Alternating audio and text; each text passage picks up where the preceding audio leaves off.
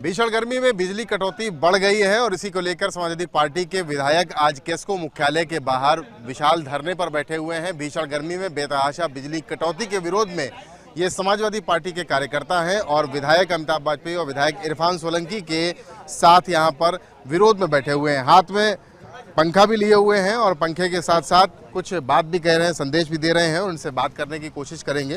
अमिताभ वाजपेयी से पहले बात कर लेते हैं। अमिताभ जी, धरना दे रहे हैं आप लोग बिजली कटौती के बारे में। देखिए, आपको याद होगा चुनाव के पहले ऊर्जा मंत्री कहते थे कि बिजली का बिल आधा कर देंगे और अब तो सरकार भूल गई। बिल भी ज़्यादा ले रही है और बिजली आ नहीं रही। आज हम लोग महानगर में रहते हैं और रात रात भर बिजली गायब है, कटौती हो रही है, फॉल्ट हो रही है, कोई पूछने वाला नहीं है, कोई बताने वाला नहीं है कहाँ फॉल्ट हुई है, बिजली कब आएगी। रात रात भर ट्रांसफार्मर बदले नहीं जा रहे, ट्रांसफार्मर है नहीं उनके पास, तंत्र तैयार नहीं किया और इतना महंगा बिजली का दाम कर रखा है। जब तंत्र नहीं है फॉल्ट ठीक करने का और छापेमारी करने का तंत्र है, जहाँ अंडरग्राउंड लाइनें पड़ गई वहाँ छापेमारी कर रहे हो, लोगों घरों के अंदर घुस जा रहे हो, वहाँ केस्को की गुंडागर्दी चरम पर है।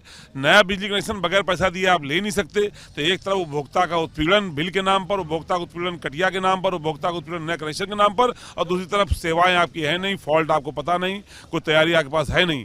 और इन मुद्दों पर जब इनका ध्यान आकर्षित करने की कोशिश करो तो आश्वासन तो देते हैं लेकिन असल में कुछ नहीं करते। इसलिए हम लोग लगातार जो जन समस्याएं हैं जिससे जनता जूझ रही है उन पर अधिकारियों का भी और जनता का भी ध्यान आकर्षित कर रहे हैं कि आप असल मुद्दों पर तो आप परेशान हैं, लेकिन आप दूसरे मुद्दों पर आप चुनाव में वोट करते हैं। जिन सरकारों को आपने चुना है वो आपके मुद्दों से अलग हैं, उनको आपकी समस्याओं की बेपरवाही है। इसलिए हम लोग दोनों तरफ का ध्यान आकर्षण करने के लिए ये धरना प्रदर्शन आंदोलन के माध्यम से अपनी बात पहुंचाने का काम कर रहे हैं। इरफान भाई, हाथ में आपने पंखा ले रखा है, अब सदन शुरू होने जा रहा है, समस्या को वहां ले जाएंगे। हम सबसे पहले अमिताभ भाई की बात पे आते हैं। उन्होंने ऊर्जा मंत्री जी के लिए कहा था कि बिजली का बिल आधा आएगा। उन्होंने योगी जी से नहीं पूछा था, इसीलिए उनको इस बार मंत्री नहीं बनाया गया, किसी विभाग में भी नहीं है।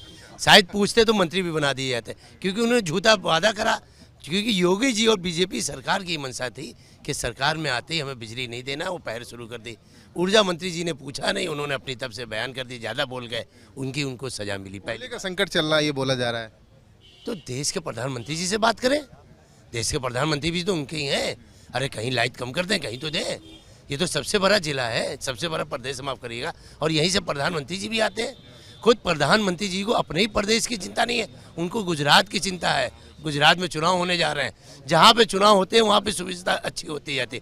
यहाँ चुनाव हो गया, अब ये 5 साल बाद लौट के आएंगे। गवाह बन जाइए और आप भी गवाह बन जाइए कि बिजली ठीक होगी चुनाव से 6 महीने पहले। अभी बिजली ठीक नहीं हो, अभी तो वो खून पियेंगे इंजेक्शन लगा के। ये पंखा हम लोग इसलिए लिए बैठे हैं कि पूरे कानपुर में बिजली नहीं आ रही।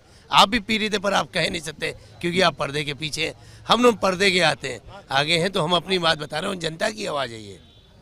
जनता की आवाज़ को उठाने के लिए समाजवादी पार्टी के विधायक और कार्यकर्ता यहाँ पर मौजूद हैं। उनका साफ तौर पे कहना है कि बिजली नहीं मिल रही है और बिजली नहीं मिल रही, इसलिए बेतहाशा बिजली की कटौती को लेकर केस्को मुख्यालय के बाहर आज बड़ा प्रदर्शन किया जा रहा है। दोनों विधायक साथ में हैं और उनके साथ में समर्थक हैं, नारेबाजी कर रहे हैं और कह रहे हैं कि सरकार पर कटाक्ष भी किया जा रहा है कि सरकार अपने वादों को भूल चुकी है। कानपुर से कैमरामैन पंकज निगम के साथ रतीश त्रिवेदी, एबीपी गंगा।